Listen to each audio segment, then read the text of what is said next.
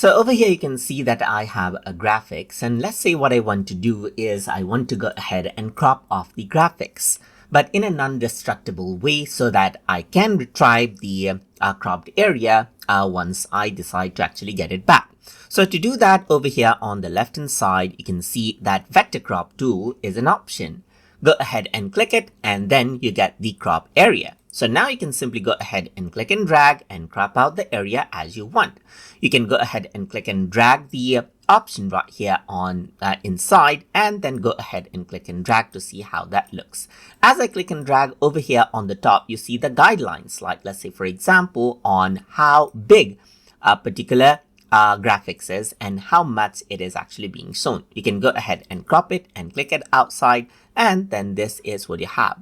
Once I go to the selection tool, you can see that this area has been cropped now right here. I can go back right here onto the crop tool, and I can simply go ahead and get back the elements as I want right here, just like this as well. And then you can see that I get the full content back. So this is a vector graphics, and the vector crop tool is not actually just for vector graphics, but let's say for example, I'm just going to go ahead and search for a stock image right here, like I'm going to say scene right here, and let's say I'm just going to go ahead and bring that in right here.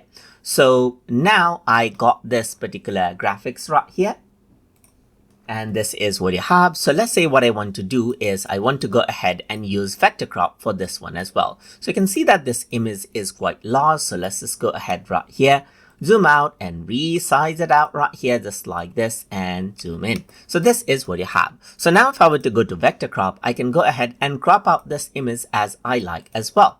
And this is what you have. So the image has been cropped out. You can go ahead and then click on the vector crop again, and then click and drag this out again right here, just like this as well. So this is what you have, and you can go ahead and resize it out as per how you want.